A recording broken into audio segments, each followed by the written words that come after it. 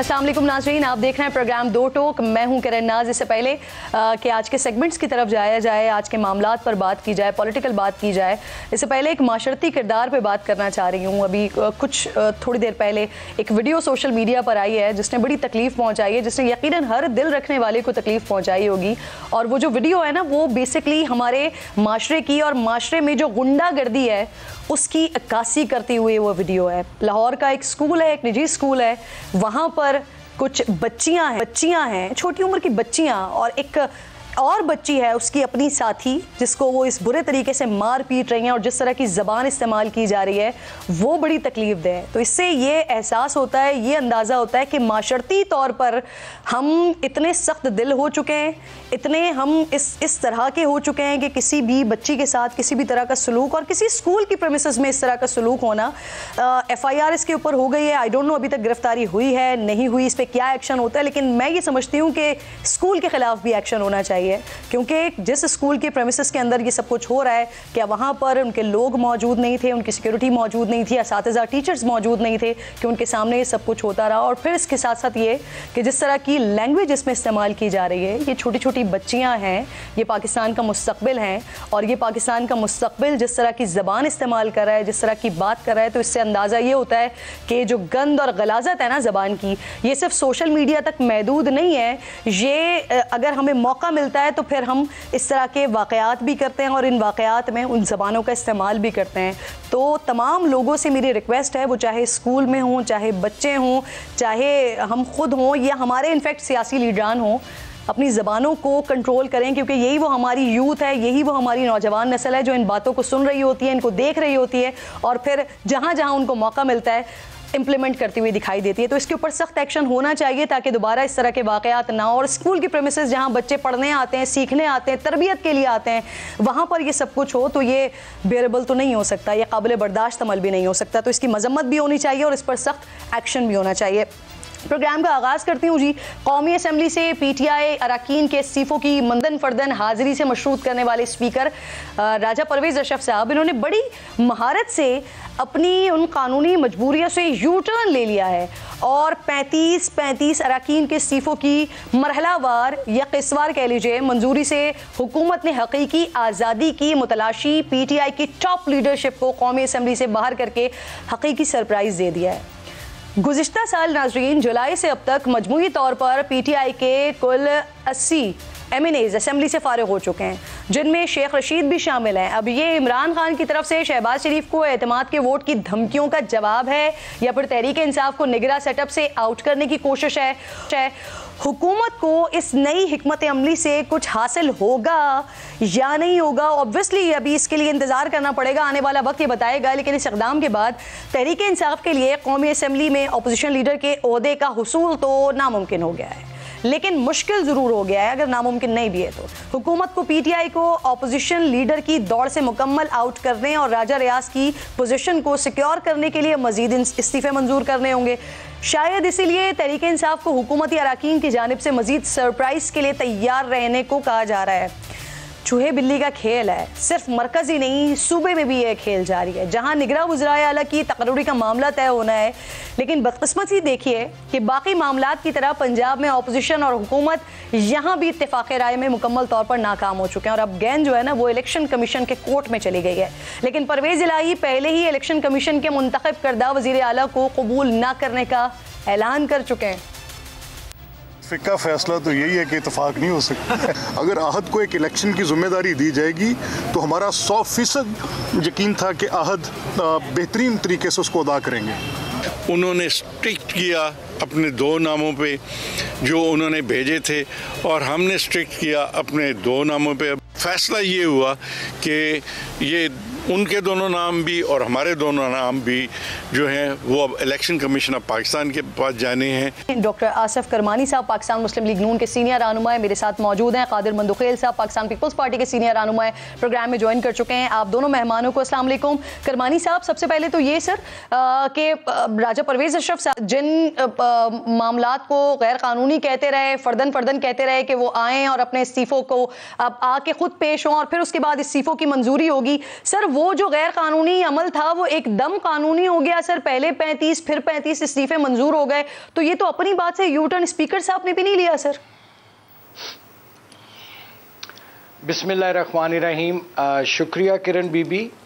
सबसे पहले तो मैं आपको उम्रा करने की सादत हासिल करने की मुबारकबाद पेश करता हूँ, और दूसरा, मेरी आवाज़ आ रही है जी? जी जी बिल्कुल, मैं सुन सकती हूँ। मेरी आवाज़ आ रही है जी? अच्छा जी जी बिल्कुल, आपकी आवाज़ आ रही है। आप बात अभी जो अपने जी दूसरा आपने इंट्रो में जो वेरी क्विकली मैं उस पर एक वंस कमेंट करना चाहूँगा, जो ये स्कूल का एक वाक़या बयान किया है, बड़ा तकलीफ दे वाक़या है। लेकिन बदकिस्मती ये है कि जिन लीडरों को रोल मॉडल होना चाहिए था सोसाइटी में, ये गालम गलोच और एक गलीज़ और गंदी ज़ुबान उन्होंने यूथ को दे दी है, और ये बड़ा लंबा जिक्र है, और हमें इसका ज़रूर कोई ना कोई हल निकालना चाहिए, वरना ये हमारी जो नौजवान नस्ल है ये गुमराह भी हो रही है और ये अपनी जो मशरकी रवायत हैं वो भी खो रही है। Now coming back to your basic question जी, गुजारिश ये है कि ये इनकी दरीना ख्वाहिश थी पीटीआई वालों की, और ये बड़े तवातर से मुसलसल बड़े इसरार के साथ ये कहते थे बड़े कि हमारे इस्तीफ़े कबूल नहीं किए जा रहे, आप करें। और स्पीकर साहब इनको बार बार बुलाते रहे कि आइए आप आके तो मुझे कम से कम वेरीफाई कर दें, लेकिन इन्होंने कहा जी बस हमने कलेक्टिव दे दिए, आप कबूल कीजिए। अब उन्होंने कबूल कर लिए हैं और ये शोर मचा रहे हैं। इस पर मुझे वो याद आ रहा है, एक शेर है, वो कहते हैं ना कि अब उदास फिरते हो क्यों सर्दियों की शामों में, इस तरह तो होता है इस तरह के कामों में। बात यह है कि ये सारा जो है एक पावर पॉलिटिक्स जौन सी है, जिसका आगाज़ इमरान खान साहब ने पंजाब से किया, और अच्छी भली वो चलती असेंबलियों को उन्होंने जैसी भी थी उनको तोड़ दिया, एक उसमें इन्होंने डेड लॉक पैदा किया। ऐसा ही उन्होंने केपी में किया। तो एक तरफ तो वो असेंबलियां तोड़ रहे हैं, और दूसरी तरफ जहां से वो इस्तीफे दे चुके हैं वहां वापस भी जाना चाह रहे हैं। तो ये मुझे समझ नहीं आ रही कि वो चाहते क्या हैं। पहले तो अपना वो कन्फ्यूजन दूर करें कि आया वो इस असेंबलियों में बिलीव करते हैं या नहीं करते हैं। एक उनका रोल जो मुझे नजर आ रहा है, उन्होंने पाकिस्तान में जहां मईशत को तबाह किया, अब वो एक सिस्टम को भी एक एज अ स्पॉइलर का रोल प्ले कर रहे हैं। करमानी साहब, ये जो आप बात कर रहे हैं ना, ये तो आप लोग जी, ये आप अब तमाम पीडीएम वाले इमरान खान साहब के लिए ये बात तो करते हैं ना सर कि वो यू टर्न बहुत लेते हैं, लेकिन मेरा बेसिक क्वेश्चन ही सर यही है कि ये जो अपने उसूल थे, बार बार गैर कानूनी इकदाम जिसे कहा जा रहा था, ये फिर ये उन उसूलों का हुआ क्या? मंदुखेल साहब, क्योंकि राजा परवेज अशरफ साहब का ताल्लुक आपकी पार्टी से है सर, तो इस पर कमेंट कीजिएगा ज़रा। ज़ाती हैसियत में बुलाते रहे और फिर उसके बाद जब उन्होंने ऐलान किया कि वो वापस आ रहे हैं, तो फिर अचानक से इस्तीफे कबूल कर लिए, तो वो उसूल जो तय हुए हुए थे या जो जिन उसूलों की बात करते थे, ज़ाती हैसियत में बुलाते थे, उनका क्या हुआ फिर सर? जी किरण साहबा, इससे पहले जो आपने स्कूल के वाक़े की फुटेज दिखाई, इंतहाई अफसोसनाक अमर है, और हमने माशरे में तशद्दुद, गाली गलोच, ये सारी चीज़ें जो हमने इंट्रोड्यूस कराई है, और उसको तो भुगतना तो पड़ेगा। हमने पाकिस्तान के सिक्योरिटी अदारों को भी नहीं छोड़ा, हमने अदलिया को भी नहीं छोड़ा, हमने गली मोहल्ले में भी किसी को नहीं छोड़ा, हमने टॉक शो में भी किसी को नहीं छोड़ा। तो इसका अंजाम और इसका परवरिश तो ऐसी फिर आपको नज़र आएगा, यकीनन अफसोसनाक है। और मैं मुतालबा करता हूँ पंजाब में जिसकी भी हुकूमत है, चाहे निगरान अभी बना नहीं है, जिसके पास चार्ज है, फौरी तौर पे स्कूल की इंतज़ामिया के ख़िलाफ़ ऐसे एक मिसाली कार्रवाई की जाए जो उनकी अगले नस्लें याद रखें कि आइंदा ऐसा वाक़या ना हो। जी, आपने सवाल किया स्पीकर साहब का मैं कानून के तालिब इल्म की हैसियत से आपको ये बताना चाह रहा हूँ, और आपको ये समझाने की कोशिश करूँगा आपके व्यूवर्स को कि एक शख्स मुलजिम अगर जिसकी ज़मानत कोई अदालत मंजूर करे और मिसाल के तौर पे वो कहें कि 1 लाख रुपए की श्योरिटी यानी ज़मानत जमा करे, अब उस जज साहब के ऊपर इतने इख्तियारात है कानून और आइन के मुताबिक कि वो उसकी जो ज़मानत है, जो श्योरिटी है, वो उसको कबूल करे या ना करे। आप ये नहीं कह सकते कि मेरी ये लैंड क्रूज़र है, मैं 1 लाख रुपए की ज़मानत में दे रहा हूँ, अगर जज साहब मुतमईन नहीं हुआ तो उसको रिजेक्ट कर सकता है। एग्जैक्ट इसी तरह स्पीकर सूबाई असम्बली और कौमी असम्बली के पास ये इख्तियारात मौजूद है कि एक शख्स अगर स्पीकर साहब के सामने मौजूद हो और वो अपने हैंड राइटिंग से इस्तीफ़ा भी लिखे और इस्तीफ़ा जमा भी करे और फिर ये भी कहे कि मेरे इस्तीफ़ा मंजूर करो, तब भी स्पीकर के पास ये इख्तियारात मौजूद है कि और या स्पीकर की जो एक इंफॉर्मेशन जिसे हम कहते हैं, जैसे इलेक्शन कमीशन की आरओज़ के पास भी मौजूद होता है कि अगर उसके पास ऐसे ज़रा हो कि ये शख्स आसिफ करबानी या कादिर मंदोखेल जो बैठा हुआ है, ये जो इस्तीफ़ा दे रहा है, ये प्रेशर में दबाव में आके दे रहा है, तो स्पीकर के पास ये इख्तियारात थे कि आसिफ करबानी साहब को और मंदोखेल का इस्तीफ़ा रिजेक्ट कर रहे हैं। ठीक है, अब वो इस हवाले से जो इस्तीफ़े मंजूर हुए, आपका अगला सवाल ये होगा कि वो जो मंजूर हुआ क्यों हुआ है, उसके लिए भी स्पीकर के पास एक ठोस शवाहिद मौजूद होते हैं, जहाँ टॉक शो में, जहाँ असम्बली के फ्लोर पे या कई और डिबेट में जिससे अंदाज़ा हो जाता है कि फ़लाँ शख्स इस्तीफ़ा दे रहे हैं और वो कहते हैं मेरा इस्तीफ़ा। फिर इमरान खान साहब की वो बातें ना बोलिए जो कहते हैं खबरदार कोई असम्बली में जाए, फिर वो हिदायत देते हैं आप चले जाओ, और फिर उसके बाद आज की बात है कि जो एक मुसाजी साहब है जो MNA PTI के, उन्होंने बाकायदा तहरीरी ख़त लिखा है स्पीकर को कि मेरा इस्तीफ़ा मंजूर नहीं किया। उससे थोड़ा सा पहले चले जाए, जो सिंध से जो एक मेंबर मुंतखब हुआ है PTI का, मोहम्मद मियाँ सुमरो, जो साबिक सेनेट के चेयरमैन भी रह चुका है, उनने बाकायदा तहरीरी तौर पर दरख्वास्त दी कि मेरा इस्तीफ़ा मंजूर नहीं किया जाए। तो इस तरह जो मिसालें आपके सामने मैं रख रहा हूँ, इस तरह शवाहिद में फिर स्पीकर के पास ये इख्तियार होता है कि वो किस पे यकीन करे किस पे न करे। तो मेरे ख्याल में ये कोई अनोखी बात नहीं है, ये आईन और कानून स्पीकर नेशनल असेंबली को ये इख्तियार देता है कि वो मुतमईन हो तो इस्तीफा मंजूर करे, ना मुतमईन हो तो वो रिजेक्ट भी कर सकता है। चलें सर, अब KPK से बड़ी अच्छी इस वक्त खबर आ रही है, निगरान वज़ीर आला के लिए नाम पर इत्तेफाक हो गया है और आज़म खान का नाम बताया जा रहा है, उनके नाम पर इत्तेफाक हो गया और ये एक खुशाइन बात है। पंजाब में देखते हैं, मरकज़ में देखते हैं, किसी भी मामले पर डेडलॉक होती है हुकूमत और स्पेशली PTI के दरमियान, लेकिन यहाँ पर अगर एक निगरान वज़ीर आला के नाम पर मामलात निपट गए हैं और एक तय पा गया है नाम आज़म खान का, तो ये बड़ी खुशाइन बात है।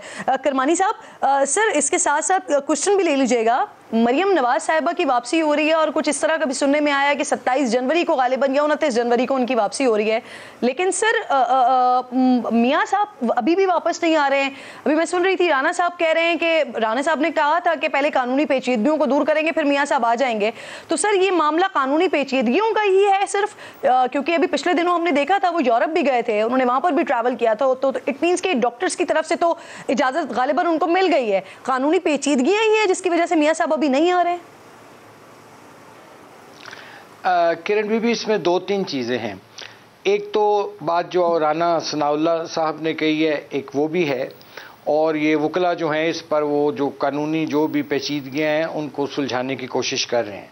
जहाँ तक उनके यूरोप जाने का था, वो यूरोप गए और वो मरियम नवाज़ के इलाज के सिलसिले में उन्होंने दोनों दफ़ा ट्रैवल किया।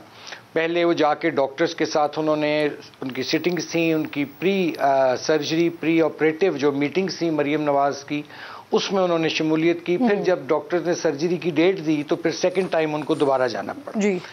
तीसरा उनका जो अब फैक्टर है जो आने में कि नवाज शरीफ साहब इस वक्त उनको मेडिकली मैनेज किया जा रहा है, यानी वो मेडिसिन्स पर उनका ट्रीटमेंट हो रहा है, हालांकि उनके 2 प्रोसीजर्स होना बाकी हैं जो अभी तक डॉक्टर्स ने उनको अंडरटेक नहीं किया। तो उनकी वापसी अल्लाह ताला उनको सेहत वाली जिंदगी दे। सर कानूनी पेचीदगियां क्या है? कानूनी, ये मैं तो अब लॉयर नहीं हूं, लेकिन जाहिर है उनके जो नाअहली का मामला है, उनके और दीगर जो 1-2 केसेस हैं, उसमें गालिबन कोई अभी नुकात हैं जो कि काबिले गौर हैं, जिनको हल करने की ज़रूरत है। दूसरी बात जो है कि उनको हर हाल में, चाहे वो महीने बाद आते हैं, चाहे वो 2 महीने बाद आते हैं, या जब भी आते हैं, उनको अपने डॉक्टर्स की क्लियरेंस लेना होगी, क्योंकि अगर पाकिस्तान में आकर उन्होंने एक्टिव सियासत करनी है, भाग दौड़ करनी है, तो उसके लिए डॉक्टर्स की क्लियरेंस चाहिए। तो ये 2-3 फैक्टर्स हैं जिसकी वजह से वो अभी नहीं आ पा रहे, लेकिन पार्टी की तो ये ख्वाहिश है कि वो जल्द आएँ, और चूँकि अब पंजाब की इलेक्शन है, कैंपेन भी होनी है और लेकिन उसके सिलसिले में मरियम नवाज शरीफ पहले आ रही हैं और वो कैंपेन करेंगी और उसके बाद हमें उम्मीद है कि इंशाअल्लाह ताला नवाज शरीफ साहब भी जल्द पाकिस्तान में होंगे। जी सही सही। अच्छा, पंजाब में तो चले इलेक्शंस की कैंपेन करेंगे मरियम साहिबा, लेकिन कादिर मंतुकील साहब, सर ये पीडीएम ने ये मुतफ़िका फैसला कर लिया सर, जो कौमी असम्बली से खाली होने वाली नशस्तें हैं उन पर जो इंतखाबात होंगे उसमें कोई हिस्सा नहीं लेगा। सर कोई वजह भी नहीं बताई है। पीपल्स पार्टी पीडीएम का हिस्सा नहीं है, आपकी पार्टी भी ज़िमनी इंतखाबात में हिस्सा नहीं लेगी, हालांकि पिछले ज़िमनी इंतखाबात में पीपल्स पार्टी को फ़ायदा हुआ था। सर यकीनन पिछले जो 9 सीटें खाली हुई थी पीटीआई के, उसमें से 2 पीपल्स पार्टी ने छीन ली है और इमरान खान साहब को कराची में हमारे एक जियाले हकीम बलोच साहब ने 10,074 वोटों से शिकस्त दी है और मुल्तान में जहां बड़े पीर साहब और पीटीआई समेत हमारे एक जियाले मूसा गिलानी साहब ने 25,186 वोटों से उसको हरा दिया और यकीनन पीडीएम के प्लेटफार्म में ये फैसला हो चुका है। लेकिन मुझे अभी तक गालबन मेरे सामने मेरी पार्टी का वर्जन सामने नहीं आया कि वो हिस्सा लेंगे कि नहीं लेंगे। लेकिन बात यह है कि एक मजाक नहीं है कि एक शख्स 9 सीटों पे इलेक्शन लड़ रहा था या 8 सीटों पे और उसके बाद जाके उसमें से 7 जीत के भी वो शख्स हल्फ नहीं ले रहा है। अपनी आबाई सीट जो मियाँ वाली से है वो उसका नवा सीट है और आज जो 35 सीटें या 35 दूसरे हो गए 70 सीटों पे भी अगर ये शख्स इलेक्शन लड़ेंगे जो कि पाकिस्तान की माशी हालात, अमन अमान की सूरत हाल और इलेक्शन कमीशन की मजबूरियाँ, उनके लिए फ़ंड, ये सारी चीज़ों को तो मेरे ख्याल में मुझे मेरी पार्टी क्या फ़ैसला करेगी। बहरहाल पीडीएम ने जो फ़ैसला की है मेरे हिसाब से ये खुशाइंद है ताकि इन्हीं को बोले कि तुम ही लड़ो, चलो तुम 70 सीटें वापस निगरां वज़ीर आला पंजाब पर इत्तेफाक नहीं हो सका है। जी कादिर साहब, निगरां वज़ीर आला पंजाब पर इत्तेफाक नहीं हो सका है। चौधरी परवेज़ इलाही साहब कहते हैं कि चीफ इलेक्शन कमिश्नर ने अगर फैसला किया तो फिर हम ये मानेंगे नहीं और हम अदालत जाएंगे। आप वकील भी हैं सर, सुप्रीम कोर्ट किसी खास नाम के लिए कह सकता है ये इलेक्शन कमीशन की ये सवाबदीद है? सर देखिए, अगर कोई परवेज़ इलाही भी उन्हीं के नक्शो कदम पे चल रहे जिसके वो चेयरमैन मानने को तैयार हो रहे हैं, आप मुझे बताओ जब एक आइन में एक ऑप्शन है कि जो मौजूदा वज़ीर आला है जिसके पास चार्ज है और अपोजिशन लीडर वो नामों पे इत्तफाक ना हो सके, जो कि पख्तूनख्वा में आज आपकी मीडिया बता रहे कि हो चुका है, और फिर उसके बाद ये फिर अपोजिशन और गवर्नमेंट के जो 2 नुमाइंदे वो डिसाइड अगर वहाँ से ना हो तो इलेक्शन कमीशन की, ये तो हमारा आइन का और इलेक्शन कमीशन का एक कानून मौजूद है। और उसके बाद सुप्रीम कोर्ट और हाई कोर्ट वहाँ इंटरफेरेंस मेरे हिसाब से नहीं कर सकती है और उसकी वजह ये कि जब एक चीज़ आइन में साफ दर्ज है तो उसके बाद, और दूसरी बात ये कि पीटीआई का आप देख रहे हैं और मैं नहीं समझ रहा हूँ कि दूसरे चैनल पे भी मैं बात करता रहा हूँ, हमने तो पीटीआई के नामों पे एतराज़ नहीं किए सिवाय एक नाम का जो पीटीआई ने पुख्तनख्वा हुकूमत के लिए निगरान वज़ीर आला का अपने ही तर्जुमान बैरिस्टर सैफ साहब को का नाम दिया है। तो मैं समझ रहा हूँ कि अगर वो खुद अपने अभी तर्जुमान का नाम दे और अगर मौजूदा हुकूमत एक न्यूट्रल नाम दे दे और उस गरीबों के पीछे भी वो मीडिया में लान तान करे हो, तो मैं कम से कम अपनी ज़ात की तरफ से तो मैं जो नाम पीटीआई किया है मैं उसके ऊपर नहीं करूँगा।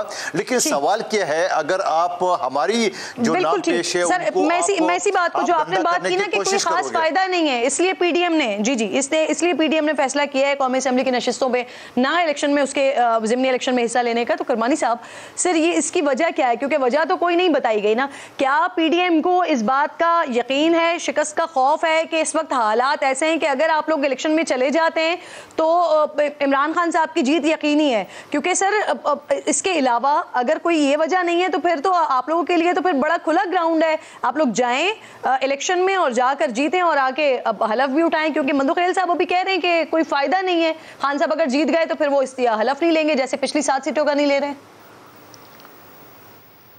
देखिए अब सूरत हाल ये है कि 35 और 35 70 सीटें हो गई और इमरान खान साहब ने ऐलान किया कि जी वो 33 या 35 सीटों पर जो पहली फेज़ में आए इस्तीफे के वो इलेक्शन लड़ेंगे। उन्होंने तो इस सारे को मजाक बना दिया है। अब क्या वो 80 सीटों पर इलेक्शन लड़ेंगे? और इसमें एक सवाल किरण बीबी उठता है कि लोगों को तो वो ताने देते हैं कि जी मौरूसी जमाते हैं, तो मुझे ये बताइए कि इमरान खान साहब जो हर हल्के में खुद खड़े हो जाते हैं, क्या ये वन मैन पार्टी शो नहीं चला रहे वो? क्या उनके पास कोई ऐसा कारकुन, कोई ऐसा अपना लीडर मौजूद नहीं है जिसको वो टिकट दे सकें? दरअसल वो इस सिस्टम को जैम करना चाहते हैं। उन्होंने एक तमाशा बनाया हुआ है और वो एक स्पॉइलर का रोल अदा कर रहे हैं और हम उसमें हिस्सेदार नहीं बनना चाहते। ताहम जैसे मेरे भाई ने कहा कि इसका फैसला जो है वो पीडीएम की इज्तिमाई क़यादत करेगी, लेकिन मेरी अब तक जो ज़ाती अंडरस्टैंडिंग है और मेरी ये ख्वाहिश भी है कि ये चूंकि इमरान खान साहब का बैलेंस आउट हो चुका है तो इनको करने दें जो करना चाहते हैं। हम इनके इस एक दीवाना, लेकिन करमानी साहब आप लोगों के ऊपर सर ज्यादा रिस्पॉन्सिबिलिटी इसलिए पड़ती है, ये इलेक्शन का मजाक बनाया हुआ सर।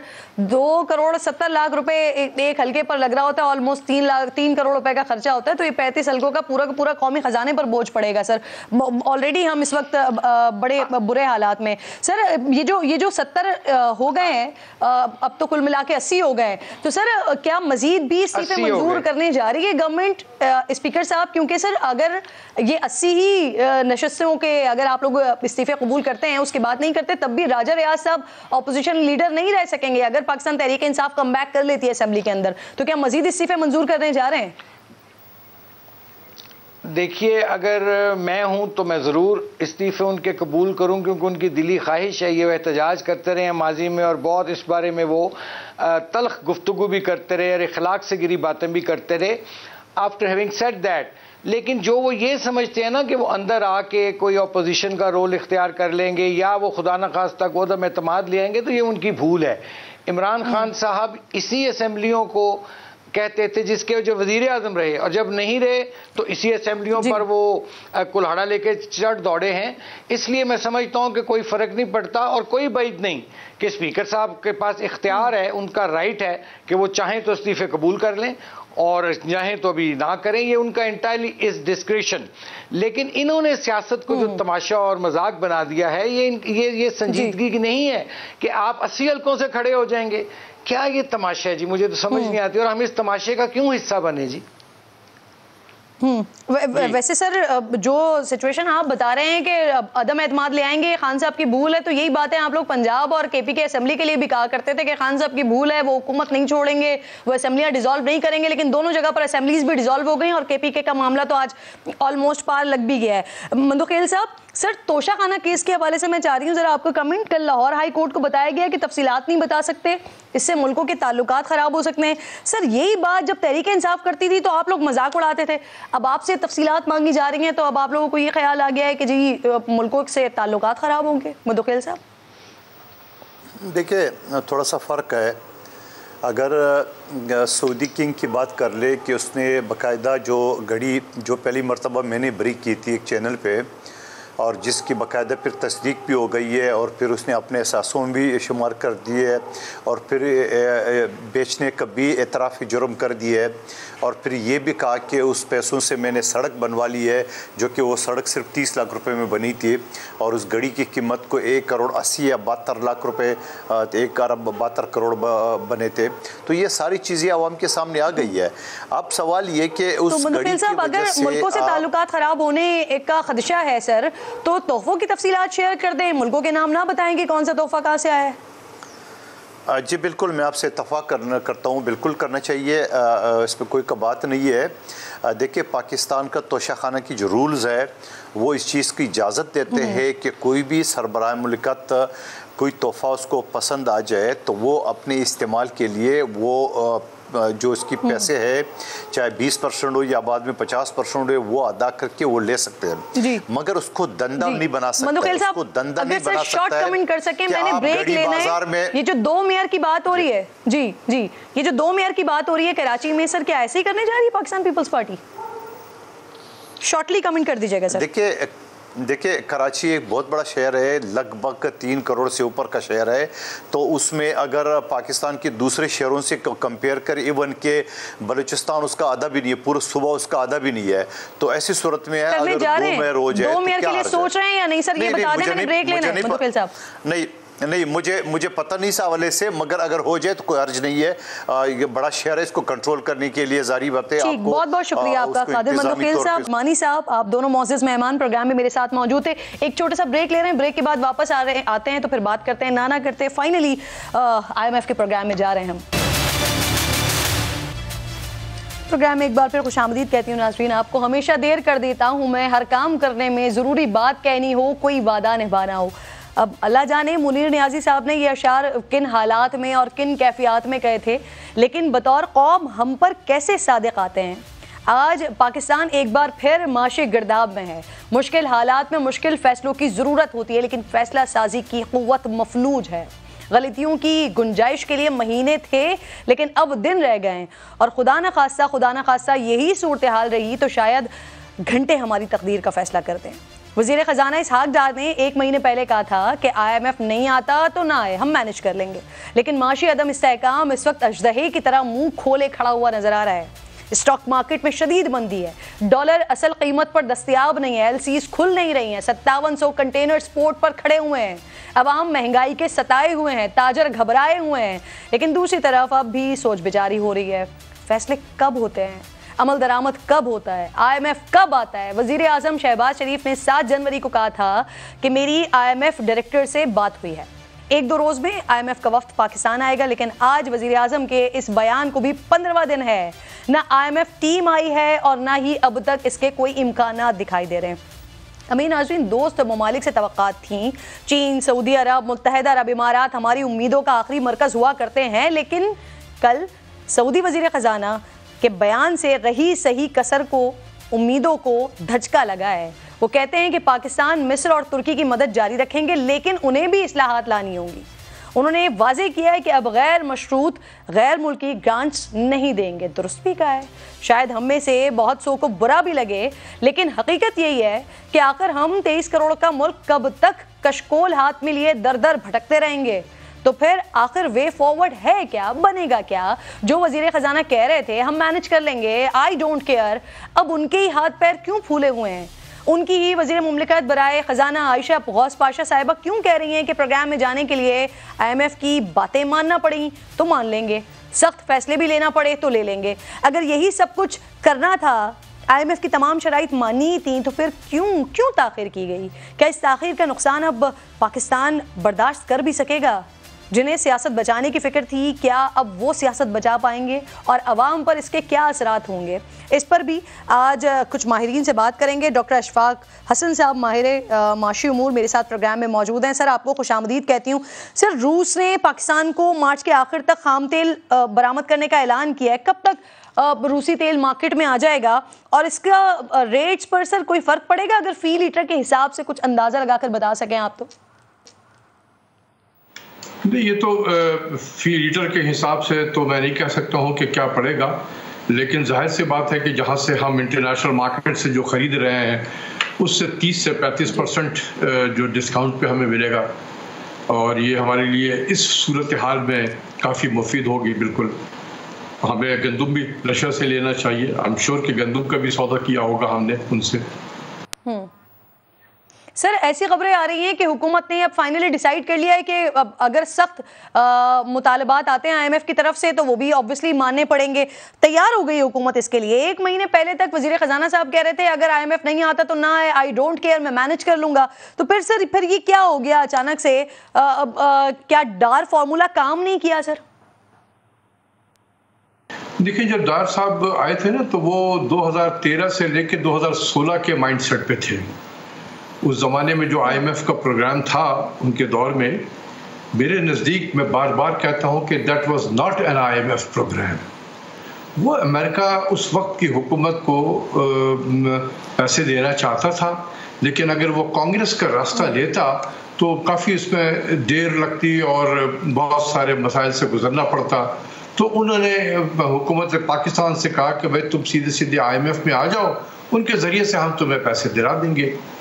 तो हम चले गए, हालांकि हमें ज़रूरत नहीं थी। उस वक्त हमारा जो करंट अकाउंट डेफिसिट था वो तकरीबन $2.5 बिलियन का था और 1% हमारे कौमी मजमूई पैदावार के बराबर था।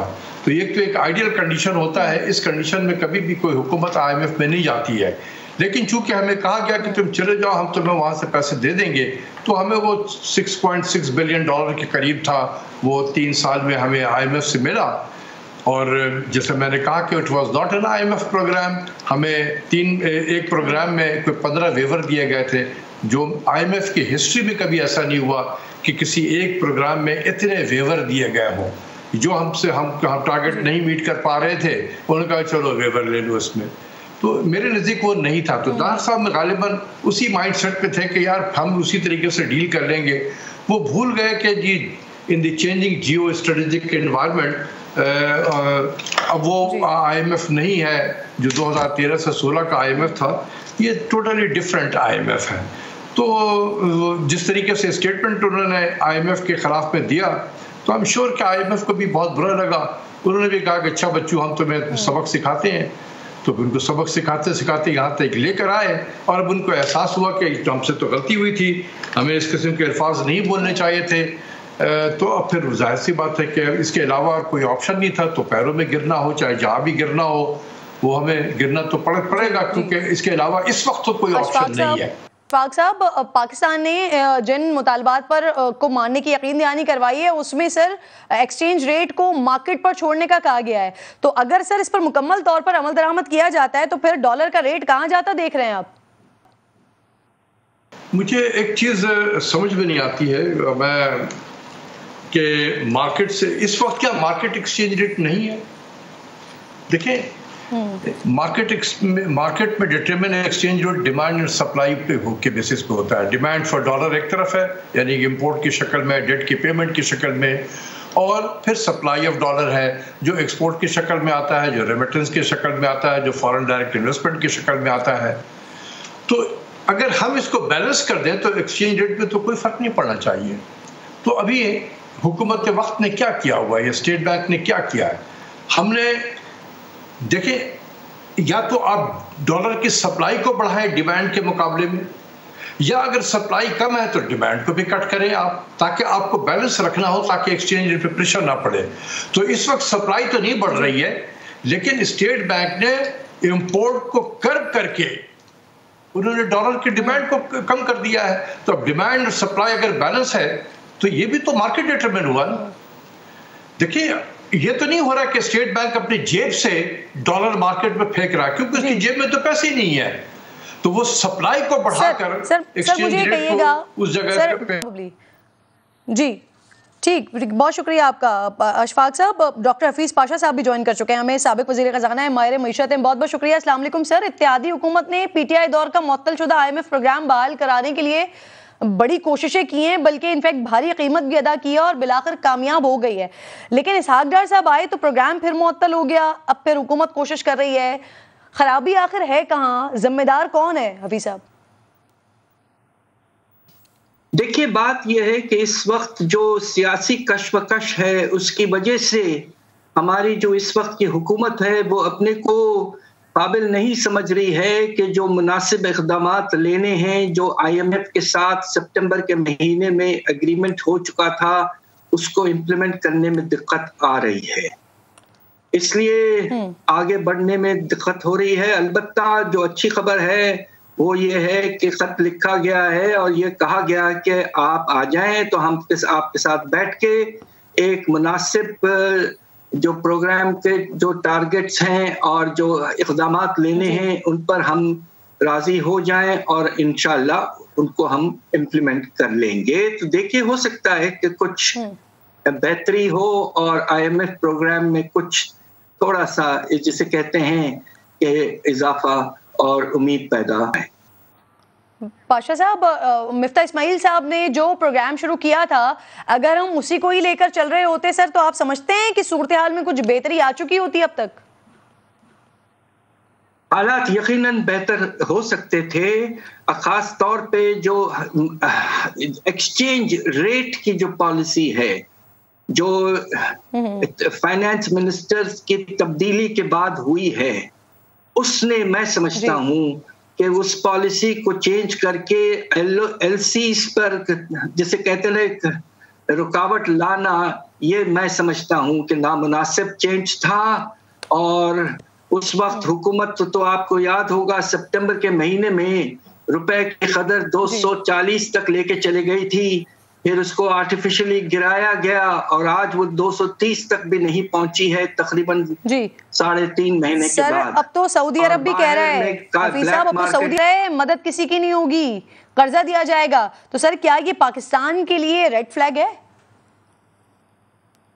बात दरअसल ये है कि इस वक्त सऊदी अरेबिया पे सिर्फ पाकिस्तान का प्रेशर नहीं है, बहुत से मुल्क जो हैं मिडिल खास तौर पे अफ्रीका में, जिसमें इजिप्ट है, नाइजीरिया है वगैरह मुस्लिम मुल्क जो हैं, और फिर पाकिस्तान साउथ एशिया में हैं, ये सारे मुल्क जो हैं इस वक्त उनके फाइनेंशियल हालात बहुत ख़राब हो चुके हैं। और चूंकि सऊदी अरेबिया ने तेल से काफ़ी उनको आमदनी में इजाफा हुआ पिछले 1.5-2 साल में, तो हम सब जो मुल्क हैं जो मुश्किलात में हैं वो सऊदी अरेबिया से बात कर रहे हैं। इसलिए सऊदी अरेबिया को सोचना पड़ रहा है कि हम अगर सपोर्ट देंगे तो मुनासिब तरीके से हो और उसको अच्छी तरह से इस्तेमाल किया जाए, ताकि ये जो मुल्क हैं जिस मुश्किलात में हैं उससे निकलने में उन्हें कोई फायदा पहुंच सके। चलिए सर, होप रखते हैं कि मुश्किलात से निकलने में आसानी हो और हुकूमत अब जो इक़दामात ले रही है, देर से ले रही है लेकिन जो इक़दामात ले रही है वो पाकिस्तान के लिए सूदमंद साबित हो। बहुत शुक्रिया आपका हफीज़ पाशा साहब, प्रोग्राम में साथ मौजूद थे। मौलाना तारक जमील के हवाले से, उनकी तबीयत के हवाले से भी पिछले दिनों खबरें आई, फिर उनके कुछ अकाउंट फ्रीज़ के हवाले से भी कुछ खबरें आई, कुछ रकम के हवाले से खबरें आई। तो आज हमने उनके साहबजादे मौलाना यूसुफ जमील साहब को प्रोग्राम में मदऊ किया है। मौलाना साहब की तबीयत के हवाले से भी पूछते हैं और ये जो खबरें सर्कुलेट कर रही हैं उसकी भी तस्दीक या तरदीद उन्हीं से ही लेते हैं। बहुत शुक्रिया। अस्सलाम वालेकुम यूसुफ भाई। जी वालेकुम अस्सलाम रहमतुल्लाह। यूसुफ भाई, सबसे पहले ये कहिएगा मौलाना साहब की तबीयत इस वक्त कैसी है? पिछले दिनों हमने सुना था उनको दिल का दौरा पड़ा था, वापसी हो गई है, उनकी खैरियत से हैं अब वो? जी बहन, अल्लाह का शुक्र है, माशाल्लाह मौलाना बहुत बेहतर हैं और अल्हम्दुलिल्लाह आफियत के साथ वापस भी आ चुके हैं। इस वक्त पाकिस्तान में अपने घर में अल्हम्दुलिल्लाह। अच्छा, ये मौलाना साहब के अकाउंट से कुछ फ्रीजिंग की खबरें आ रही थी, अकाउंट फ्रीज कर दिया गया, 49 अरब रुपए का कुछ मामला था। इनफैक्ट आपको भी मैं सुन रही थी, आपने इन खबरों को गलत करार दिया था। कुछ मालूम हो सका है ये मामला उठाया किसने है? इस बारे में कुछ बता सकेंगे? जी बहन, जैसे आप जानती हैं माशाल्लाह, आपका तो मीडिया से आपका काम है माशाल्लाह, मीडिया के साथ चलना, कि सोशल मीडिया एक ऐसी चीज़ है जिस पर किसी की कोई कैद नहीं है, कोई ग्रिप नहीं है, कोई गिरफ्त नहीं है। तो ये महज एक सोशल मीडिया के ऊपर खबर फ्लोट हुई और देखते देखते वो चारों तरफ फैल गई। जैसे होता है, आपको पता है, एक चीज़ आती है मार्केट में, फिर वो वायरल हो जाती है। तो ये महज एक सोशल मीडिया पे एक वीडियो चली थी जी, उससे खबर फैली, जबकि इसका हकीकत से दूर दूर तक भी कोई ताल्लुक नहीं है। ना तो कोई अकाउंट सील किए गए हैं मौलाना के, और ना ही कोई इतनी बड़ी रकम जो है, जो 49 अरब की जो रकम है, इतना बड़ा फिगर जो जिक्र किया जा रहा है, ये तो बिल्कुल ही हाँ जी, इसका हकीकत से कोई ताल्लुक नहीं। इस पर कोई कार्रवाई वगैरह की है यूसुफ साहब? क्योंकि मौलाना साहब एक पाकिस्तान की नामवर बड़ी शख्सियत हैं, लोग बड़ा एहतराम करते हैं मौलाना साहब का, तो उनके हवाले से इस तरह की अगर खबरें सर्कुलेट होती हैं और अगर सोशल मीडिया का इस्तेमाल होता है, तो फिर उस पर अगर आपका साइबर क्राइम वगैरह के पास गए, कोई आपने शिकायत दर्ज करवाई है?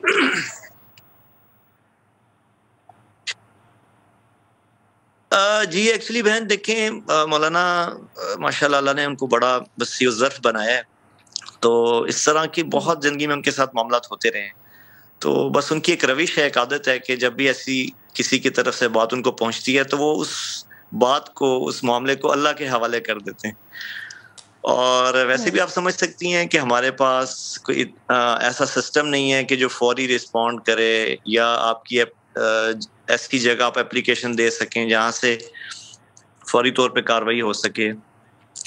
तो फिलहाल इस चीज़ को सिवाय एक देखें, आप जैसे आपने मौका दिया वजाहत कर, या मैंने अपने ज़ाती ट्विटर अकाउंट पे इसकी वजाहत दी है, इसके अलावा ना प्लान है ना इरादा है, बस दुआ है उन लोगों के अच्छा, लिए, पिछले दिनों क्योंकि बहुत सारी यूसुफ साहब बहुत सारी खबरें चल रही थी ना, तो मैं चाह रही हूँ कि आप क्योंकि साथ मौजूद हैं, तो वो तमाम लोग जो मौलाना साहब के बारे में जानना चाहते हैं उनकी जरा मालूमात में इजाफा हो जाए उन तमाम खबरों से रिलेटेड। किसी सोसाइटी वगैरह के हवाले से भी बात हो रही थी कि मौलाना साहब किसी सोसाइटी के मालिक हैं। जी बहन, ये भी बिल्कुल इसी 49 अरब की तरह सोसाइटी भी है जी, कि जैसे 49 अरब मौलाना के अकाउंट में आ भी गए और वो सील भी हो गए, तो बड़ा अचंभे की बात है ये। तो इसी तरह वो सोसाइटी वाली जो न्यूज़ थी जी, वो भी उसका हकीकत से कोई ताल्लुक नहीं था। इवन के वक्तन फवक्तन कोई भी ऐसी जो न्यूज़ आती रहती है, अमूमन उनका 99% हकायक से कोई ताल्लुक। तो बस वो आपको पता है सोशल मीडिया पे हम बहुत ज्यादा भरोसा करते हैं, तो उन खबरों को सच्चा मान लिया जाता है। तो ऐसी कोई चीज नहीं है अल्हम्दुलिल्लाह। सही है, आप इस बात की भी तरदीद कर रहे हैं कि मौलाना साहब की कोई सोसाइटी नहीं है, वो किसी सोसाइटी के मालिक नहीं है। और ये 49 अरब रुपए वाली जो खबर है, जो अकाउंट फ्रीज करने वाली खबर है, आप कह रहे हैं इसकी भी इसमें भी कोई सदाकत नहीं है। तो मैं आपसे ये रिक्वेस्ट करूंगी कि प्लीज़ साइबर क्राइम में जाइए। बहुत सारे लोग जाते हैं और उनकी जो एप्लीकेशंस हैं उस पर अमल भी होता है। तो मौलाना साहब के हवाले से जो ये सर्कुलेट हो रही हैं खबरें, उस पर भी कार्रवाई होनी चाहिए। एक और इम्पॉर्टेंट चीज़, अभी पिछले दिनों जिस तरह से आप लोगों को सोशल मीडिया के जरिए ये सब कुछ बर्दाश्त करना पड़ा है, तो बहुत सारे लोगों को फेस करना पड़ता है। पिछले दिनों एक मोटिवेशनल स्पीकर हैं, गालिबन जानते होंगे आप, कासिम अली शाह साहब, उन्होंने इमरान खान साहब के हवाले से बात की। जब वो मुलाकात करके आए तो वो कह रहे थे कि खान साहब जो है ना, वो दुनिया में ही आखिरत के फैसले करना चाहते हैं। मौलाना साहब का बड़ा करीबी ताल्लुक है इमरान खान साहब के साथ। क्या मौलाना साहब आप लोग बता सकते हैं कुछ इस तरह की बात, क्या वाकई ऐसा है जो कासिम अली शाह साहब बात कर रहे हैं? जी बहन, देखें, यकीनन हर शख्स जब किसी से मिलता है मुलाकात के बाद उसका अपना एक तज्जिया होता है, अपना एक नज़रिया होता है। तो माशाल्लाह मौलाना तो आप जैसा हम सब जानते हैं, सिर्फ इमरान खान साहब से नहीं, उनकी तो सब पॉलिटिशियन से मुलाकात रही है। तो मैं भी इन मुलाकात में अक्सर मुलाकातों में शरीक रहता हूँ। ऐसी कोई चीज़ देखने को तो नहीं मिली। तो जो कासिम अली शाह साहब फरमा रहे हैं, बाकी ये उनका ज़ाती तज्जिया, ज़ाती एनालिसिस हो सकता है जी। जी, अच्छा, सर मुझे ये भी कहिएगा, कासिम अली शाह साहब ने जो बात की उसके बाद उनकी पूरी फैमिली को भुगतना पड़ रहा है उसके नतीजे। इनफैक्ट उनके बेटे के साथ, उनके बेटे को स्कूल में उसकी बुलिंग की गई है बहुत ज़्यादा। तो किसी बड़ी या नोन शख्सियत की औलाद होने के जहाँ बहुत सारे फ़ायदे होते हैं ना, वहाँ नुकसान भी होते हैं। तो जिस तरह की बातें ऑब्वियसली मौलाना साहब के हवाले से भी सोशल मीडिया पर बहुत सारे उनसे मोहब्बत करने वाले भी हैं और बहुत सारे उनके ऊपर तनकीद भी मुख्तलिफ तरीके से करते हैं। तो आपको इस तरह के किसी वाक़े का सामना करना पड़ा है कभी? जी बहन, अगर एक वाक़या हो तो मैं ज़रूर शेयर करता आपसे, क्योंकि इस तरह ज़िंदगी भर कई वाक़यात पेश आए हैं, तो उनकी एक लंबी फहरिस्त है। और मैं चाहूंगी कि आप वाक़या शेयर कर दें, क्योंकि इसलिए ज़रूरी है ये सब कुछ पता होना, नाज़रीन तक ये पता चलना कि तकलीफ पहुंचती है। मतलब बहरहाल आखिर में आप लोग इंसान ही हैं, सब इंसान ही होते हैं। तो ये जो जिससे आपको बहुत ज़्यादा तकलीफ पहुंची हो, प्लीज़ कोई ऐसा वाक़या ज़रूर कोट कीजिए। जी, मैं ये आपको वेरी रिसेंट अभी बता देता हूँ। ये जो 49 अरब वाली बात चल रही है, इसके साथ एक बात को जोड़ा गया कि मौलाना को जो हार्ट का मसला हुआ है वो एक ड्रामा है, जिसमें ये कहा गया कि इस ड्रामे से 49 अरब को छुपाने के लिए मौलाना साहब ने हार्ट अटैक का ड्रामा किया और वो कनाडा भाग गए। तो अब आप यहाँ देखें, आप अच्छी तरह जानती हैं कि जब घर में वालिद को इतना बड़ा प्रॉब्लम हो तो कितनी ज़्यादा एक औलाद होने के नाते आप कितनी तकलीफ से गुजरते हैं। तो ये खबर इस वक्त हमारी सारी फैमिली के लिए बहुत तकलीफ दे थी कि आज चले 49 अरब क्या बात करें, लेकिन एक वाकया हुआ है, एक हादसा हुआ है, एक ट्रेजेडी हुई है। और हार्ट अटैक एक ऐसी चीज़ है जिसमें किसी भी इंसान को कुछ भी हो सकता है। तो ये हम बड़ी तकलीफ, इस जो खबर के फैलने से बड़ी तकलीफ हुई, इमोशनली हम बहुत टूटे। तो ये तो जिंदगी भर से हो रहा है, होता चला आ रहा है। मैं एक चीज़ यहाँ आपके इस प्रोग्राम के हवाले से अर्ज करना चाहूँगा, अगर आपकी इजाज़त हो तो। जी जी जी जी। हाँ, मैं ये अर्ज करना चाहूँगा, देखिए बहन, थोड़ी हमारी बदकिस्मती है कि हम एक ऐसे खित्ते में रहते हैं, ऐसे मुल्क में रहते हैं कि हमारे पास अच्छे लोग ऑलरेडी बहुत कम हैं। मेरी बात से हो सकता है आप मुत्तफिक ना हो या मेरी बात से कोई इत्तेफाक ना करे, लेकिन मुझे ज़ाती तौर पे मैं एज ए पाकिस्तानी अर्ज कर रहा हूँ कि बहुत थोड़े लोग हैं इस मुल्क में जो अच्छा काम कर रहे हैं, और वो जो मालूम है, जो मालूम नहीं वो तो बहुत तादाद हो सकती है उनकी। तो मैं आपके चैनल के तवज्जुह से अर्ज करूंगा कि हम जब किसी भी ऐसे इंसान के बारे में जो अच्छा इंसान है और कुछ मुआशरे को दे रहा है, उसके बारे में अगर कोई खबर या कोई बात निकालना चाहते हैं तो उससे पहले थोड़ा सा सोच लें कि जब ये बात निकलेगी तो उसके चाहने वालों पे, उसकी फैमिली पे, उसके जो उसको फॉलो करते हैं उन पे क्या असर गुजरेगा। तो ये बड़ा नुकसानदेह होता है। देखिए, शख्सियात जो तैयार होती है ना जी किरण मैन, उनमें उस ज़माना लगता है, सदियां लगती हैं कि वो शख्सियात आए आपके मुल्क में, आपके माशरे में। तो मैं सिर्फ मौलाना की बात नहीं कर रहा, मैं सब उन शख्सियात की बात कर रहा हूँ जो मुस्बत हैं, पॉजिटिव हैं और जिनसे लोगों को फ़ायदा पहुंच रहा है। तो हम एक छोटा सा मीडिया पे, सोशल मीडिया पे एक शरारत करके उनको तकलीफ ना पहुंचाएं, उनके मिशन के अंदर आप बिल्कुल दुरुस्त कह रहे हैं। हदीस मुबारका में भी है कि पहले तस्दीक कर लें, किसी भी खबर से पहले तस्दीक कर लें, किसी तक पहुंचाने से पहले। बहुत बहुत शुक्रिया आपका जमील साहब, प्रोग्राम में आप साथ मौजूद थे। तो इससे न सिर्फ बड़ी शख्सियात बल्कि आम इंसान भी, अगर आप इस तरह से किसी के लिए झूठी खबर फैलाते हैं ना, तो वो भी इफेक्ट होता है। और फिर इसी तरह का हाल होता है जिस तरह का कासिम अली शाह साहब अपने बेटे के बारे में बता रहे हैं या फिर यूसुफ जमील साहब बता रहे थे। तो इसका अगर हम ख्याल रख सकें तो रख लें। प्रोग्राम का वक्त ख़त्म हो गया। इंशाअल्लाह नाज़रीन से मुलाकात होगी कल। अपना और अपने मुल्क का खास ख्याल रखिए। अल्लाह ने के बाद।